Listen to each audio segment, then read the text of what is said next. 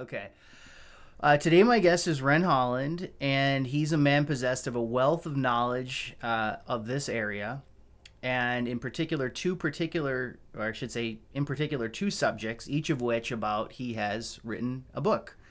And the first subject is the old time resort lifestyle culture of Minnesota. And in that, he wrote the book, The Early Resorts of Minnesota. And on the second was the area surrounding one of Park Rapids' greatest attractions, which is Itasca State Park. She wrote the book Edge of Itasca, and both of these are available at the Beagle bookstores and also at renholland.com, I believe, right? At Book World here in town. And also at Book World. Okay. So Ren grew up in the area, and he'll be telling us, a bit about his childhood and education, and later became an art teacher in Little Falls, Minnesota, where he currently resides. So, welcome, Ren Holland. Glad to have you here today. It's nice to be here. Okay. So, before we get into some of the specific topics that I'm interested in from your books, can you tell us a little bit about yourself and what was your childhood like? Well,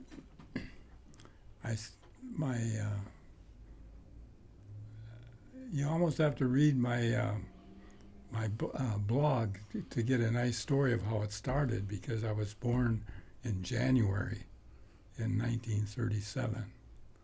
And it's quite a story how my mother was alone when one of the coldest days of the year when I decided to come into the world.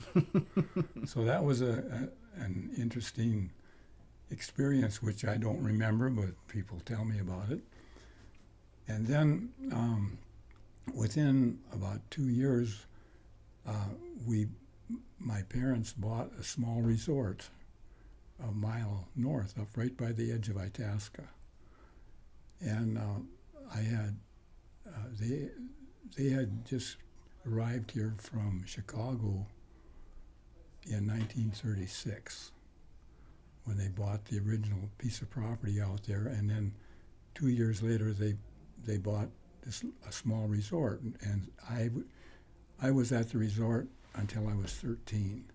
So my boyhood days were at the resort, one of the greatest places you could ever be. We had a little store there, 3 small cabins right on the lake, boats, fishing, swimming, meeting a lot of people coming through.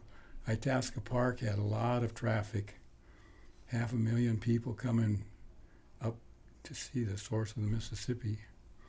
So they would stop in, buy gas or whatever. So, just for those who are not familiar with the area, can you just tell what is Itasca State Park that you're referring to? Well, I believe it's the largest one in the state. It was established back in, I think, about 1891. And it's expanded a little bit since then, but it's roughly 7 miles square. And of course, it's based on the source of the Mississippi. And along with that, you find a lot of log buildings and rustic architecture and beautiful red pine, especially, and white pine. 2 of the state records are, I believe, still in Itasca Park. And so they had pageants during the summertime for tourists, drew a lot of people. 5,000 people at the time was a big crowd out there out by the source of the Mississippi. That was a little before my time, but as I reached probably 10 to age 13, I got to know a little bit more about the park, and my dad worked in the park a little bit as a guide, some part-time guide fishing, and my mom worked at Douglas Lodge during the summer. And so my sister and I were too young to be left alone. So the supervisor there, his name was Hugo Zeiser, let my mother bring us up to work with her. So my sister and I had small-time jobs that didn't amount to much. I was a little too young, but she helped with dishes and stuff like that. So that was my introduction to Itasca Park. And so I could just kind of play around Douglas Lodge and Forest Inn and go down to the lake and walk down to the old timers cabin, which is a huge, it was a small cabin with huge logs. Mm-hmm.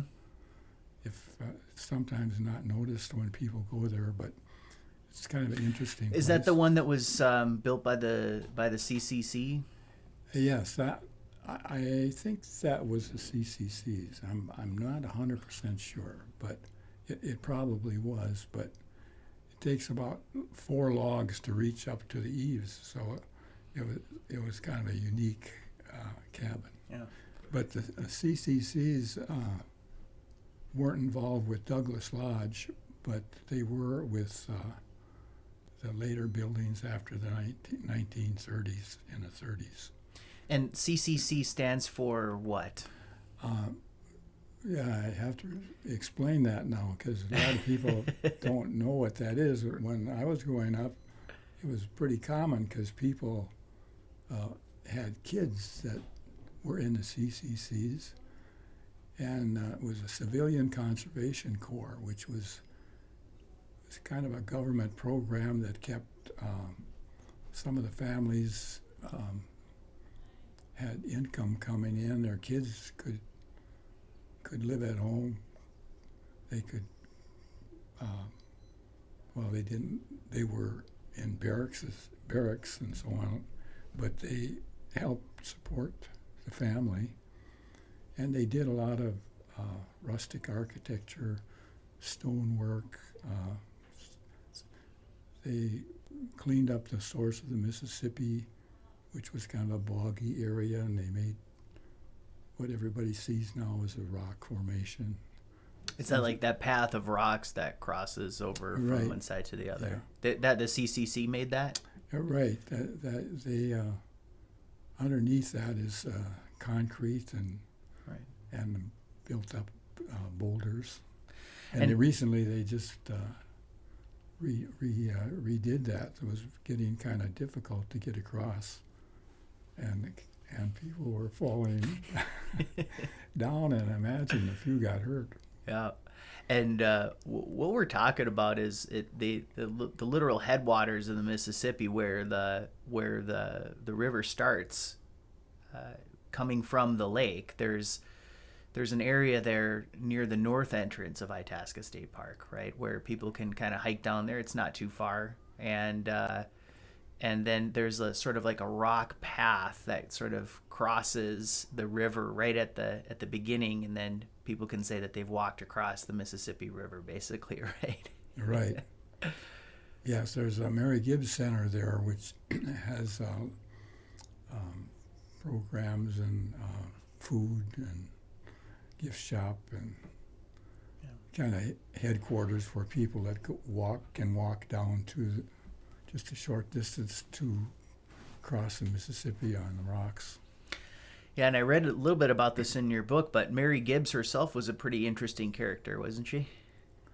Yeah, she was very instrumental in saving some of those big trees along Itasca, because the loggers were damming the river to get the logs to go down when they wanted enough water, and so it was backing up into Itasca and also into Elk Lake, I believe. But she stood on the dam and had kind of a showdown with some of the loggers, and who were going to shoot her. But she didn't back down, and so they let the water go through, and drop on Lake Itasca. And so she was kind of a benchmark for standing up for the environment in Itasca, along with Jacob Brower, who was the founder of Itasca Park. Mm-hmm.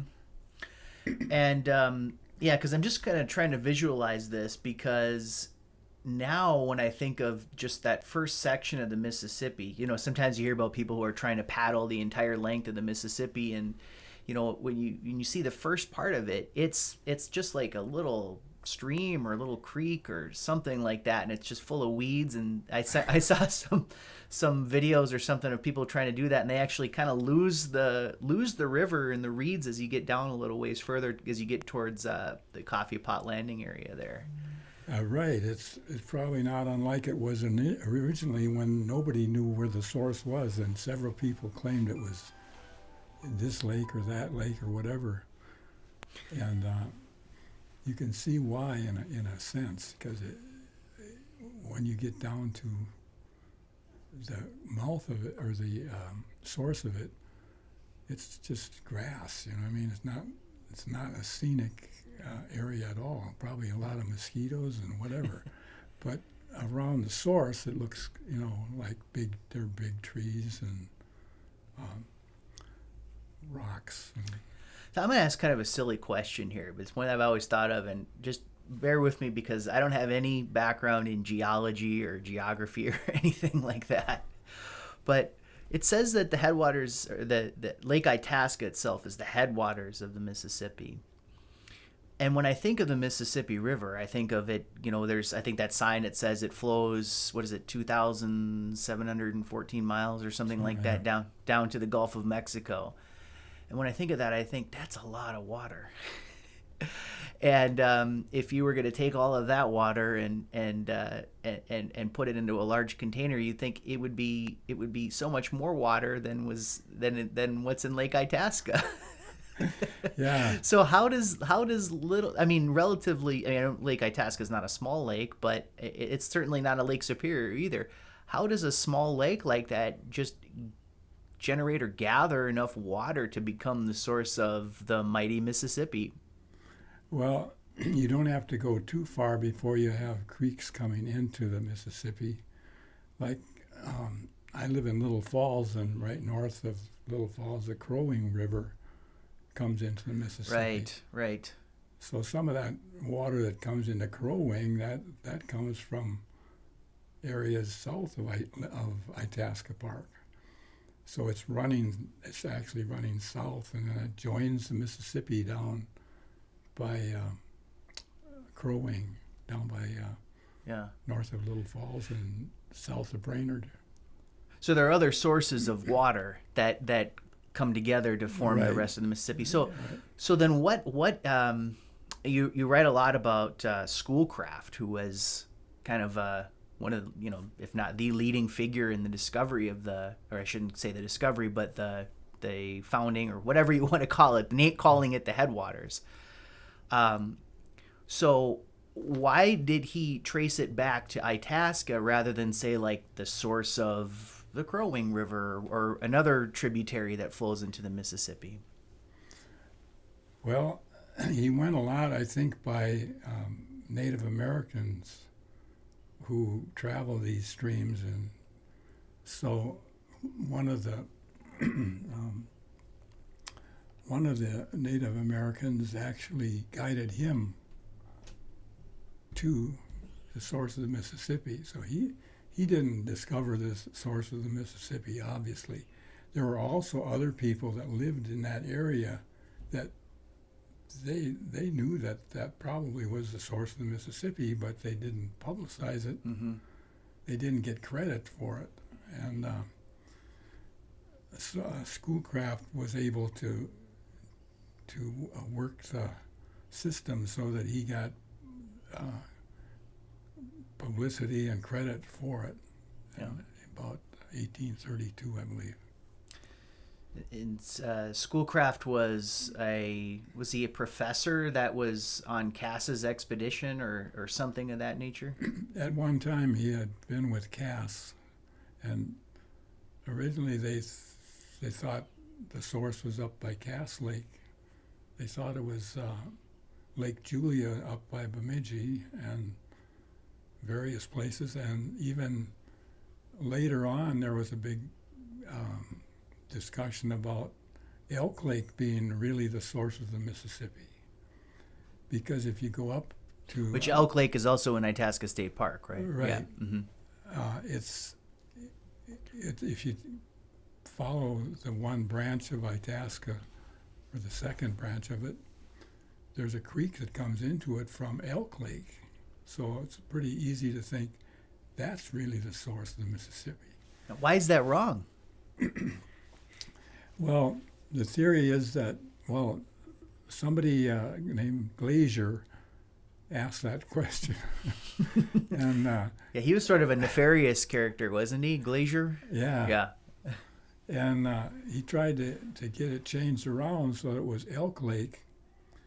And they found out, actually, that when the water was high in Lake Itasca, it actually ran the other direction into Elk Lake. I mean, that's what Jacob Brower said, that he actually saw the water running the other direction. So it was just basically a bay of Lake Itasca, elk. But it has 3 little creeks that come into it, so you could crawl up one of those creeks and probably say, this little pond is the source. But at some point, it gets ridiculous. Well, and then, but I like what you said about. I mean, it's kind of intuitive to think that if at some point the waters of Itasca are higher than Elk Lake and it's flowing in that direction, then you'd think that those little creeks that you crawl up would actually be fed by Itasca and not the other way around too, I suppose, right? Yeah, well, they probably just came from a little seepage through the ground. Mm-hmm. But what's interesting too, and it's not really publicized much, but there's a kind of a basin. So all the water on the north side of Itasca goes north, which is not where New Orleans is. Right. But it goes up and then it turns and comes south. But on the south edge of Itasca, you see the water moving south, and that gets into the Crow Wing and it gets into the Mississippi. But on the west side of Itasca, you see water that's moving west towards the Red River, gets into the Red River and goes north into Hudson Bay. So Itasca State Park is a unique geological phenomena, I think. Mm-hmm. Kind of a big mound in the middle of the state that has water going 3 different directions. Now, you touched on the fact that Schoolcraft had a Native American guide, and I think that was Azawindib. I'm not going to say that correctly, but I know there's a trail named after him now over at Itasca State Park. But what was the original native name of the lake? Oh, I'm not good at pronouncing. Is it the one that starts with names. An O, like? Well, once I believe it was called Elk Lake. Okay. But so that's kind of confusing because there's 2 Elk Lakes. But don't push me too far on the pronunciation of some of the names that it was called. I'm just not sure. Yeah. On well, what was the meaning of it? Was there a meaning behind whatever that name was? Well, Itasca. I think it meant like true source or something like that in another language, not the Native American language. Well, that was the Schoolcraft. He's the one who named it Itasca, right? Yeah. And what I read, and I think there's a sign there at the park itself that says it was he took the Latin word for true, which is veritas, and then the Latin word for head, which is CAPUT, like kaput, and then he kind of put those two words together, chopped off the ends, and came up with Itasca as the name of the Right. park, right? Or the lake. But I guess I was wondering more about, what the natives had called it, or if they had any kind of a special significance behind whatever name that was. Yeah, I'm sure that all the Native Americans knew that that river went up to Bemidji and through Bemidji and on down to Winnie and down through into Mississippi again. But I mean, I didn't write this book as being an expert on Itasca Park. Yeah, I know. I know we're kind of taking you far abreast from that. There are people up in Itasca Park that are really, better at explaining that because that's their job to present this to the public. But mine is called the Edge of Itasca. Excuse me. No, it's okay. We okay there? Wow, you're it's bouncing first try. That's impressive. How's that? Yeah. It really is. Okay, we'll cut. I watched you doing it over there. We'll cut that out, so don't worry about that. Okay. Getting back to this, it's called my book is called The Edge of Itasca. That's because I lived on the edge of Itasca. Little Mantrap Lake is where the resort was, and it actually at one time it went into the park, but when they put Highway 113 that goes west off Highway 71. Yeah.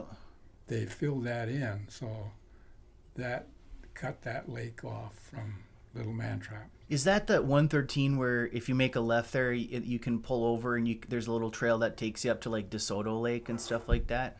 Yeah. Yeah. Okay. I think I know where that is.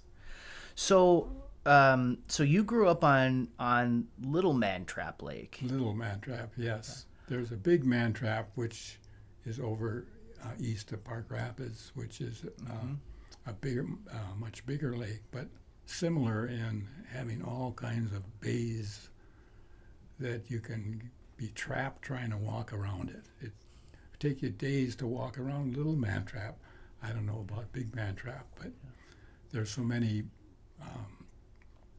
bays that are created from this glacier that stopped and deposited all kinds of rocks and water. And so is that why they call it Mantrap? I believe so. Okay. So let's talk about the resort then, that your parents owned and ran, and sounded like you worked there even up until a certain point as well. So, before we get to that, I wanted to ask you, imagine if someone came to this area from some far off land or something like that, and they were told they would be spending a week at a resort, and in Minnesota in the 1940s, let's say. What would that entail? And if they asked you a question about what that would be like, what would you tell them?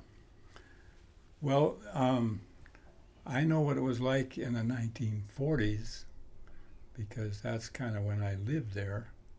I also worked at Island Lake at Blewett's Resort, which is now became Vacation Air Resort, and now it's a restaurant. And I also worked at Fuller's Tackle Shop, which was connected to all of these lakes and resorts. But getting back to the resort itself, if you were to ask me if you called up on a wooden phone and my mother would answer, she would pick the receiver up from a wooden box that hung on the wall. And they would ask, what is it like up there? What is your resort like? And she'd say, well, we have 3 cabins. She wouldn't say this, but she could say this. We don't have any running water. There's a pump outside with cold water. The bathroom is just a little ways down through the tall grass over by the edge of the woods. We don't have inside bathrooms, and we don't have any air conditioning, not heard of at the time around there. But we have a screened porch, so you can sit out on the porch and stay away from the mosquitoes and enjoy the breeze. And you could go down to the dock. We don't have any motors for sale here or for rent, but we have two boats. Two are round bottom boats made in Alexandria, very good boats, and then one flat bottom boat, which is kind of a third boat. We usually don't have all three used at one time. So we have good fishing, pan fishing, and we have ice that cools we have an ice house. So each day we bring ice up and clean off the sawdust and chip it up and put it in the coolers. And before 1949, we had no refrigerator at the store. And so that was part of my job, is keep the ice on the coolers or take some down to the cabins. So it was really kind of a period of change from 1940, when the war started.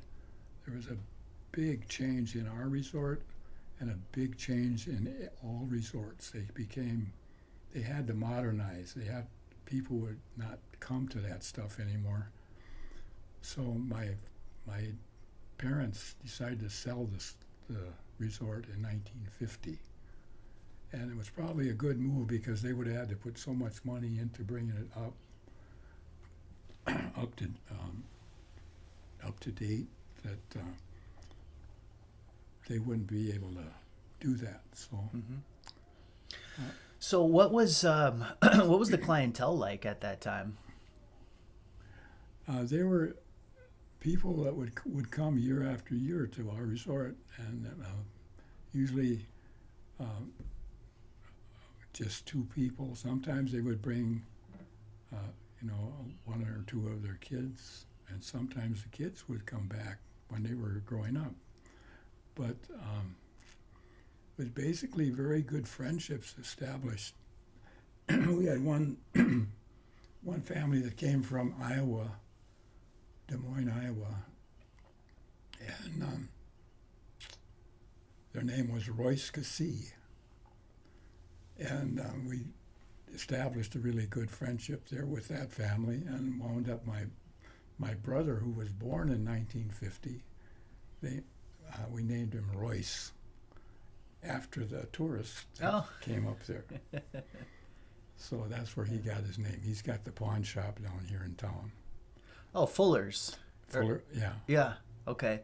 Did that Fuller's Pawn have any connection to the bait shop as well? To the pawn shop, or the. Well, it wasn't Fuller's a tackle shop. I'm sorry. Yeah. Yes, Fuller's that's a story in itself, and there's quite a bit in this book. I don't know if you can see this book on the camera or not, but yeah, it was a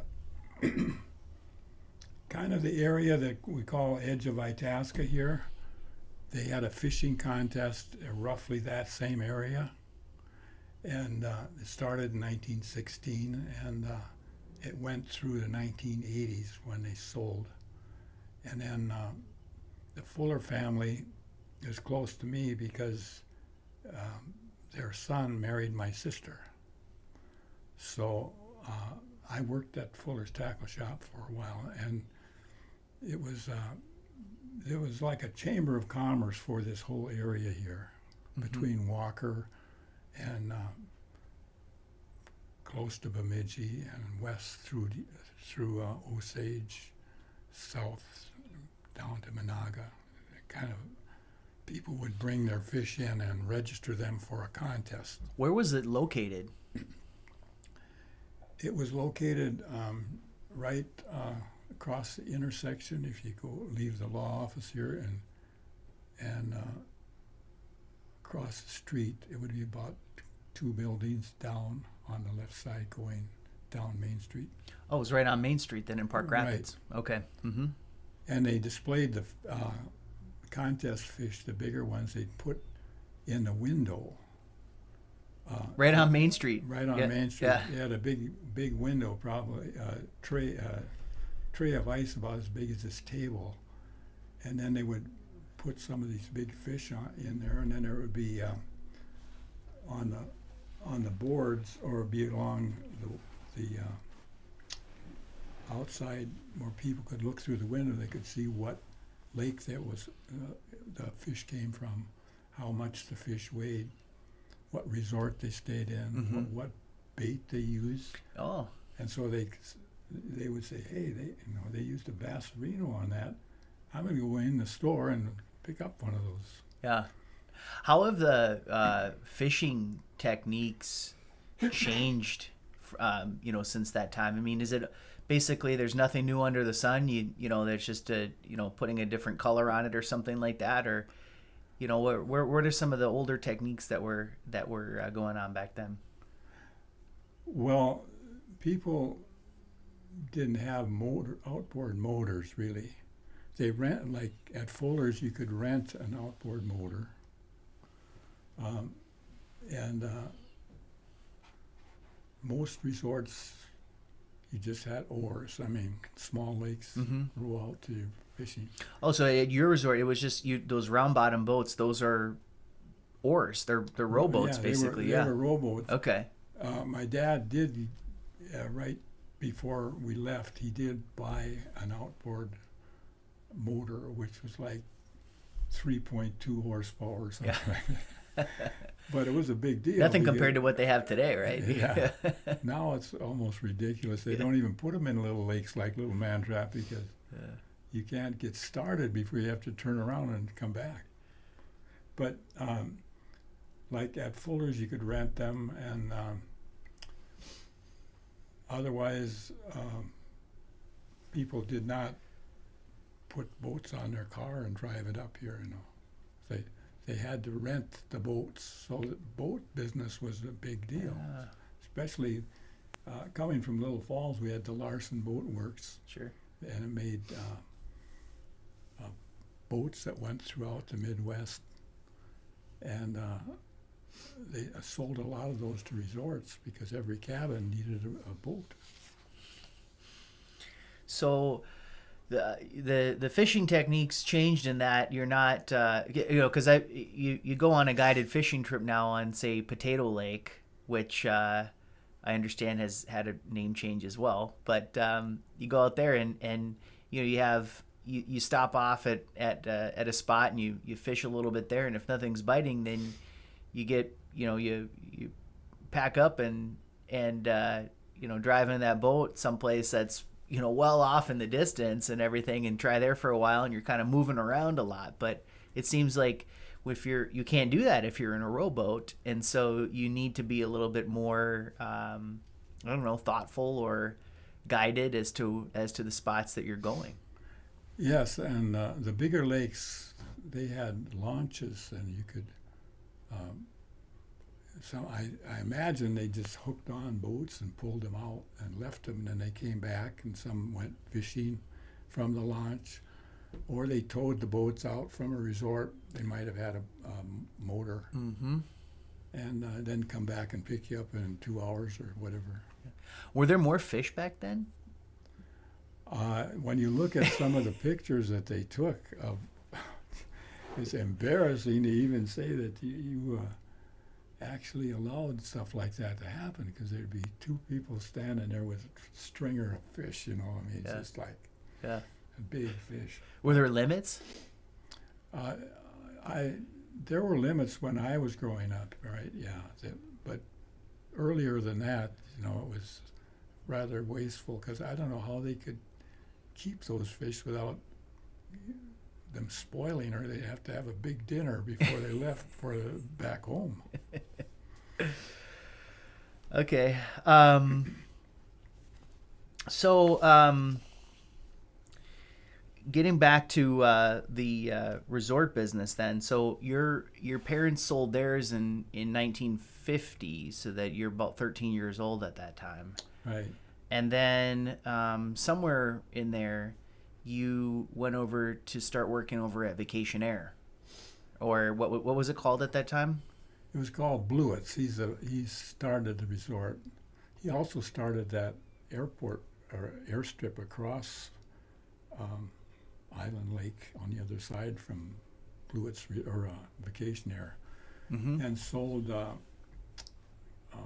lots along the airstrip, so people could fly their plane up there and land and use the lake for fishing and swimming and whatever. So that was kind of a new concept. He was quite a forward-thinking person. He had a beautiful resort, and one of the more modern ones at that time. Mm-hmm. And that would have been like 3 years later, like 1953, I think I worked there. And so when you say it was more modern, what were the differences between, say, the one that or what? By the way, what was the one called that you had that your parents owned? It was called Holland's Resort when we owned it. Yeah. So the differences between Holland's Resort and Blewitts. Well, there was quite a difference. Well, we had a store with our resort, so the store kind of carried us over. The cabins were not really a main source of income by any means. But Blewitts Resort was, they had about 7 cabins, and they had, they called it a ranch hotel or something like that. It was a motel. So you could have overnight stays at the resort, or you could probably rent longer too and stay right in there. And then below that there was a coffee shop, and they had a restaurant across the street. Mm-hmm. My sister worked at the restaurant. What kind of food did they have there? Well, as a employee there, we had a lot of what do you call it? Not stew, but we put everything together, and that's what you get. Mm-hmm. And we had a great cook and everything, but we didn't get the choice stuff, but we got a lot of food that they couldn't use because they didn't serve it all, So, what do you call it when you mix everything up into a Casserole or something like that, or a hot dish, or stuff like that. We had a lot of that, but they had a very good restaurant and full-time cook there. Yeah. So, what was the golden age of resorts in Minnesota? I think the golden age would have been about the time that I worked at Fuller's Tackle Shop in 1963, 62, 63. Mm-hmm. And when you look at the golden books, I should have brought one along, but that was a recording of all the people that came and registered fish. And they would publish, like in 1950, they published like 25,000 of those. And they were sent out to different resorts and to anybody that entered a fish in the window or in the contest. You didn't have to put it in the window. So 10 years later, roughly, there was almost twice as many golden books that went out, like close to 50,000 for a little tackle shop to do that, because they had a warehouse also. And the warehouse furnished lures and fishing, anything to do with fishing and hunting too. Northern Minnesota, they went all the way up to International Falls, and they had also a store in Grand Rapids. So that would have been about the peak at that time when Park Rapids was just full of tourists. Stop, get out of the car, go in and look in the window, see what was going on. Go in, buy fishing lures, and rods, reels, whatever. Would you say that at that time there were more tourists in Park Rapids than there are today? I really can't tell you what the statistics are, but if there are a lot of tourists, but so many of them, the resorts have as you'll find in this book, how many of them have been sold off, and the people that used to come and rent the cabins now own a cabin. So when they come here, they don't spend nearly the money that the tourists did. So it's quite a big changeover to the economy as far as resorts are concerned. Yeah. There are a lot fewer resorts. There were like maybe 4,000 resorts that were at the peak, and now there's probably between 700 and 800. Yeah, and what do you think were some of the factors that contributed to the decline in the number of resorts? Well, you have to look at the whole picture. You looked at what led up to it, and that was a big splurge after World War II. A lot of people getting out and moving around, and then in the mid-50s they came up with the interstate highway, and then you came later, late 50s, you got a lot better air traffic, jet planes, and so people were spread out farther. They weren't limited to getting into a car in Des Moines and driving up here. They could get in a plane and fly to Europe. Right. So there were more options in terms of traveling. That's interesting. I never thought of it that way. So in the 50s, when the advent of the jet, and you could get to Florida or you could get to California or places like that, would be more different kinds of places. So it was basically just a transportation issue then too. So yeah, and the interstate that made a big difference too, and a lot of towns were bypassed. Right. Now I don't know so much in Minnesota, but you put all the traffic that used to kind of go in different routes. You could wind it way back to like 1916. There was the first major highway that came from the south, like New Orleans to Winnipeg. Was that the Jefferson Highway that you're talking The about? Jefferson Highway. Yeah. So what was that? That was a series of interconnecting existing highways. They didn't build a new highway like they would now. Or they did later, but the Jefferson Highway took existing roads and county roads, township roads, whatever. So it's kind of a piecemeal thing, and that one actually came right through. Right down here on 71. It went from here up to Itasca Park and originally up to Bemidji, and then over to Thief River and Fargo, and up not Fargo, Grand Forks. And then up to Winnipeg. Yeah. Yeah, I saw that you have a section in one of your books. I can't remember if it's this one or this one about the Jefferson Highway, and it sounded like they basically, some parts of the modern Highway 10 were on the Jefferson Highway, and then it was 10 to basically Wadena. Right. And then from Wadena, it was that stretch of 71 that goes right through Park Rapids. Right. And why did they get away from that name, the Jefferson Highway name? Because you don't see that anymore. No, that was replaced. In those days, they named highways after people. Right. Then they went to numbers. Okay. The state highway came through, and in this case, national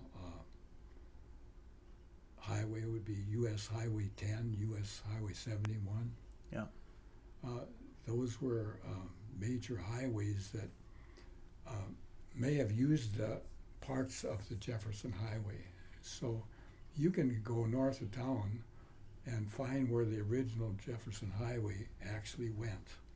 You can still see some of the roadway of the original ones. Hmm. And in 2016, the National Association for the Jefferson Highway had their convention here in Park Rapids. Oh. Yeah. And Frank Mitchell, who I've got a very interesting and good friend of mine who went to the country school, which we haven't covered here at all, but Yeah. he was very instrumental in getting them to come here, and kind of hooked up with the Itasca Park people and took a busload of people up and tried to find the old route up in the park. And there's an organization that tries to keep those routes identified. Mm-hmm. Mm-hmm. So you mentioned the country school, and I saw that in the Edge of Itasca book. There's actually quite I don't want to call it a genealogy, but that's kind of what it reminded me of, because it's sort of like a list of people who attended this school. So what school was this, and why did you think it was important to preserve the names and these records here in your book? Well, yeah, that might turn some people off seeing this list. What is this book with all these names in it? But it's only about maybe a third, or not, maybe a half related to the names. But so Edge of Itasca is probably not as thick, really, as the book indicates. Yeah, I noticed that. Yeah. But the people that are really interested and that are buying this book, they find their relatives listed in these. Because what I did, I got a hold of each township had like 3 country schools, 1 through 8th grade. And those schools had, I should tell you about little Pine View School where I went, but I'll maybe get to that later. But the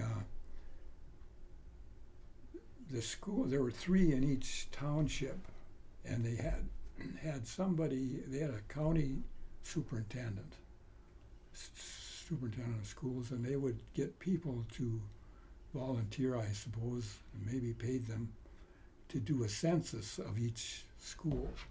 Well, are you going to go to this school or this school or this school in your township?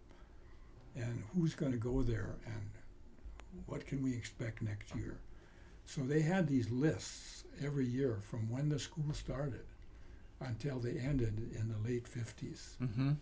So that's what I did. I couldn't get all of them because some of these volunteers, they didn't get the final list in, and it got lost. But the courthouse here, Hubbard County Courthouse, provided lists that I could use to trace these people. And you can see how large the families were. You can read all kinds of stuff in here. And you see a lot of familiar names in there too. Right. Yeah, the surnames and things like that. Right. Yeah. The families were huge in those early days. And you can see, for example, you probably have heard the name Edelman in Sure. the community. Yes. Okay. That family had a record, I think, in the state. They were recognized. They had 17 children. Wow. Uh-huh. They had what do you mean 17? How could that possible? Well, they had like a set of triplets, and I think they had 2 sets of twins in the family. Yeah. And like the school right east of where I was raised, they had just three families that kept the school going for several years. And that was one of them, probably, right? Yeah, that was well, the Zilkas, they had, I think, 13 kids. Yeah. And so that takes up a pretty good share of the school right there. Right. And you had other names, can't think of them right now, the larger ones, but we had the Pine View School, then there was, they called the Clear School. They had a number, but they called it the Clear School because the Clear family had kids that went there, and well, that's down by the Clear School. So it got named after the families that had a lot of kids. Yeah. And the third one was the Clover School. That was right on Highway 71.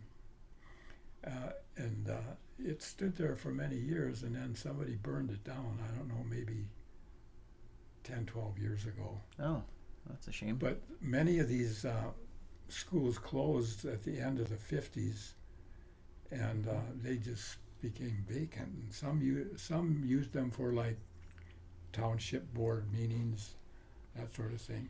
Yeah, I've seen one like that. Have you ever been up to?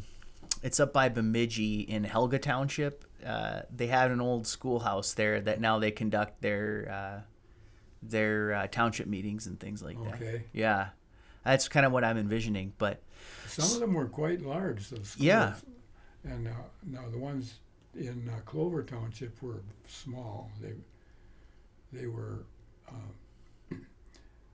maybe 20 kids at one time would be a lot. right, and that's all grades. Yeah, Yeah. up through 8th, yeah. So, and we're talking about an era from like what? Are we talking about the 20s to the 50s, or even before then, or what's the time Well, range we're talking about? Around early 1900s through the late 50s. Yeah. So, what were these early sort of settlers like here in this area? What did they do, and what was their purpose in being here? Well, there were a lot of people in the townships then compared to now, because they would come up, buy a small piece of property, fairly reasonable. Some like Frank Mitchell, he farmed his father who homesteaded, the farm that his father homesteaded. So there was roughly a lot of smaller parcels from 40, 60, 80 acres to 160 acres. And they had animals to provide food for themselves. They had forests to cut wood for fuel. They could sometimes have enough cream to take into town to sell for extra money. But they're basically kind of a subsistent living, so they're scattered all around. And then after the war, that just broke up so many families, including my family. And so we wound up not going to school here one year, but I started school in Minneapolis as kindergarten. So that was a good benchmark, because I can remember things easy, because I can remember how old I was, for that 1 year in Minneapolis, what it was like. Yeah. Otherwise, things get so blurred that it's hard to remember. Yeah.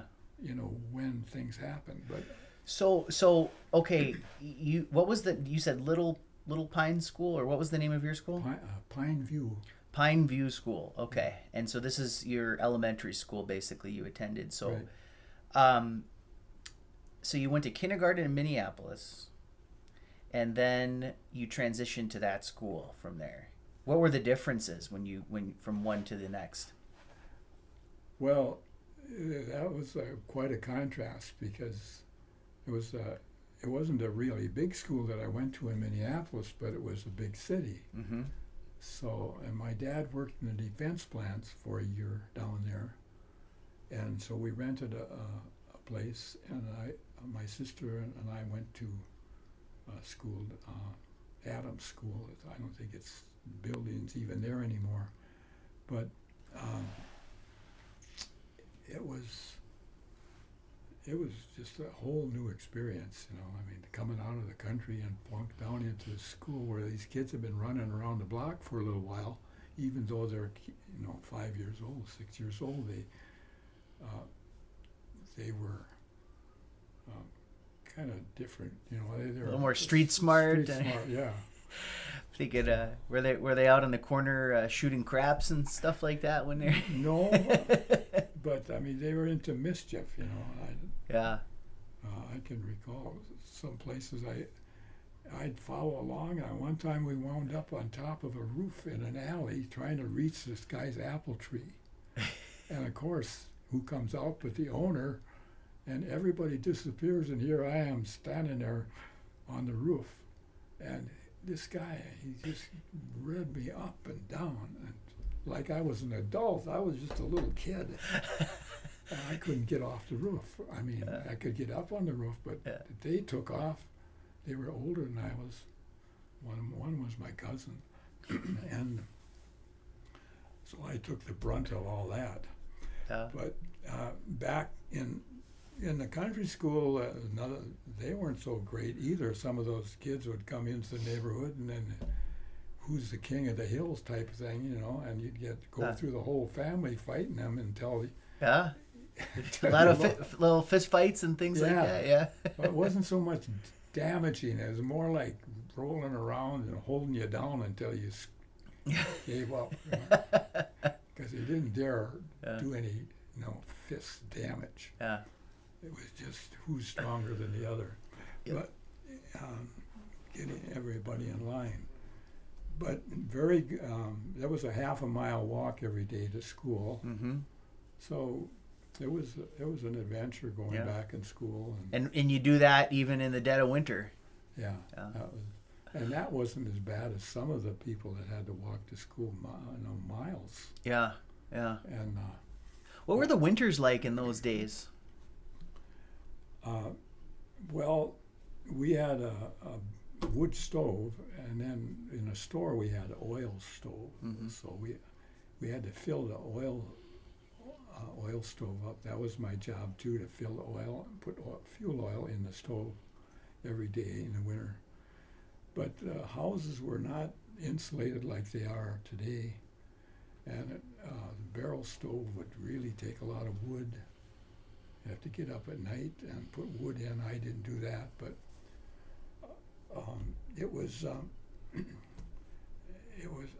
I had a deer skin that was on the floor, so when I got out of bed, I had something warm to stand on. We didn't have a rug there, but it was a deer hide, mm-hmm.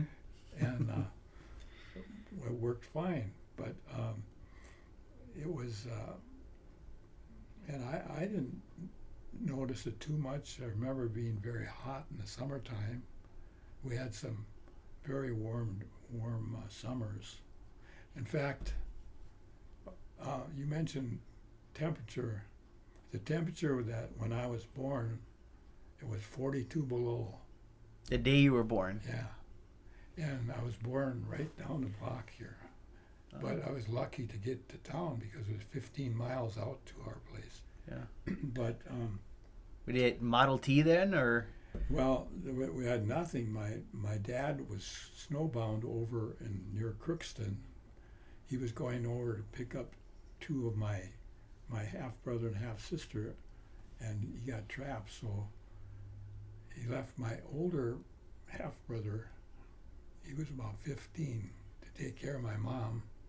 She was about 2 with me, but not next week, it was later on, so, but I came early, and it was so cold, and no telephone wasn't even connected. And so he couldn't call out, so he had to walk down to the neighbors, which happened to be the Mitchells again, and their car wouldn't start. So he came back home again. They walked a half a mile down south to the sawmill, which is the Pritchett sawmill at the time, and that turned into the Walsh connection, and that's a big mm-hmm. continuing logging family there. Mm-hmm. But he found a guy named Weiss that worked at the mill and the Swede Pritchett who owned the mill had a new truck. And so he could drive down, took my brother back, and got my mother into town. But that was there a hospital, or what was there? It was just a huge house. That's what it was, and it was, for many years, and it was run by. It was just. I think Dora Smith was a nurse that kind of had that hospital complex, and then she married a guy named Ed Churchill, who was later on became the sheriff. But it was not like a regular hospital. But they had a doctor available there, and that was important. Oh, so there was an actual medical doctor there. Oh yeah. Yeah. Was there kind of one in the town, or was there more, or how did that work? Well, there was at that time down right. In fact, the pawn shop, which I owned at one time, the building. Yeah. It was upstairs. There were 3 offices, and those had been occupied by dentists and doctors too. So there might have been some kind of separate doctors, but that was the main hospital. That building. That building was it. They didn't start with St. Joseph's until about 1949 or 50. Mm-hmm. My brother was born in that hospital. Spent 35 days in an incubator in that hospital. At the one where Fuller's is. Yeah. Wow, that's No, it wasn't in that building. Oh. The new, what we call the new hospital. Oh, okay. Which is part of the main complex now. Yeah. St. Joseph's. Okay. So he would have probably not lived had we been in that hospital there. And I was lucky to live and not frozen to death. Yeah. The January was the second coldest record January in history. Yeah. And it was like the average low every day was 18 below. So I gotta. Did people complain about the cold weather back then like they do now, or were they more stoic about it? Of course, I lived there, until, until we moved to the original farmstead for a couple of years, and then when I got to school here, my dad got a job as assessor here, and then he got a job on the police force. So we moved into town. So when I graduated in the mid-50s, I moved down. I went to the U of M, and then from there I bounced around to the Alaska and up on the Iron Range, and ultimately got a job teaching in Little Falls. Mm-hmm. Mm-hmm. But so I can't speak a lot about, like some people probably can in the community, but those first 13 years I can remember so many things. And, it was such a contrast, and being my age, it was kind of a dividing point between the old times where they're mowing grass with the horses and the mower, to to the modern era. Right. It's nice to be able to look at both sides and be old enough to see all that, the ice house and what it is like to live like people did for many years. And you knew a lot of people who lived like that. Right. The whole neighborhood was that way. And there was not anybody real rich around the community, although on the lake some of the people on the lake, they had more money than the people that were up back in the township woods, Yeah. Well, something else you mentioned was that the nurse's husband had become the sheriff back in those days, and what was there much crime in the area back then, or what kind of crime was there? Well, there was a lot of that particular sheriff. He was also in the early logging days. He was old when he was elected sheriff. His name was Ed Churchill. But I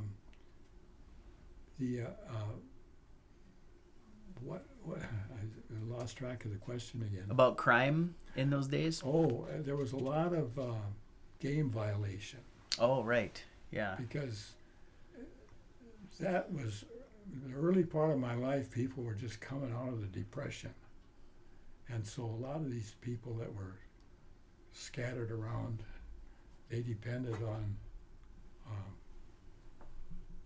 living off the land. So they didn't particularly pay attention to deer seasons or whatever.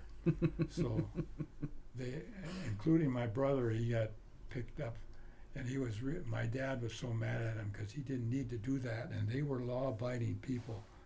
But he got involved with another guy, and they got stopped for shooting a deer out of season. And the family that needed the deer, I mean, he was with the guy that from a family that really needed the food. But my dad was really interested in a job with the DNR and for doing game warden type stuff. Well, that ended. Yeah. So he was really disgusted with that. But there was a What was the penalty for something like that back then? well, some of the penalties were serious, like not so much I can't say for the game violations, but some of our neighbors, one of our close neighbors there, he spent a year in jail for having a still in the backwoods. Oh, Yeah. so some of that going on here too. Prohibition, yeah. And they had a route to Bemidji and Yeah. over to Lake George Road and up through there, and so there were some serious penalties for some stuff Sure. that today probably wouldn't be such a big deal. Well, we're kind of getting short on time here, but so I wanted to ask you just a couple of questions about writing and things of that nature in general. So, when did you first become an author, and what inspired you to write books? Actually, I taught art for 33 years in Little Falls, and I never thought I would ever be writing a book when I retired. But I retired, and I was going to do some artwork. I was going to do this and that, and somehow I was close to the resort and tourist industry, and I got pulled into this edge of Itasca. And it started, well, there are two different starts, one for that book and one for this book, but there was a family that lived on Little Mantrap, and their name was Johnson, and he was one of the very first persons to build a resort on that lake. And he had a daughter and who wrote a book called Little Mantrap Camp. And it really kind of captured my interest, and I thought, I should write a little update that and kind of write about the community on Little Mantrap. So I started that way, and then it developed into the school, and then into some of the stories that happened to me as a kid, and that was fun to write and fun. But the I'm trying to think what I was going to say here about the people who the Johnson family. My dad, during the war, one of the brothers of the woman who wrote the book, he and his wife had a son my age, so I got a good buddy with him for a few years until the war broke us up, and we maintained contact for years until he died. But my dad and his dad went up to the Northwest Territories and worked in construction during the war, because my dad was too old to get into the service. But my two older brothers, one enlisted the day after Pearl Harbor, and the other one wasn't quite old enough. But he did enlist as soon as he could. Yeah. And so that split that family up. Well, Ren, we have very limited time here, but I'm sure we could sit here and talk for several more hours about all your experiences and the things that are in your book. But I just wanted to say that, it's the edge of Itasca and the early resorts of Minnesota, both by Ren Holland, Ren Holland. And Ren, I just have one more question for you before we end today, which is, what advice would you give to young people today? I don't know. I'd probably better at giving advice to old people than I'm to young people. If old people, I would say, if you're going to retire, don't think you have to sit back in a chair and watch the cars go by. There's many things you can do that you never ever thought you were going to do before you retired. Yep. Okay. All right. Well, thank you very much, Ren Holland, and it's been a pleasure talking to you. And I hope that you can come back some other day. Yeah. Well, I appreciate your inviting me here, Zach, and I really appreciate publicity for my books and talking to you. You're very interested in the area, and it's nice to see that. Thank you. All right.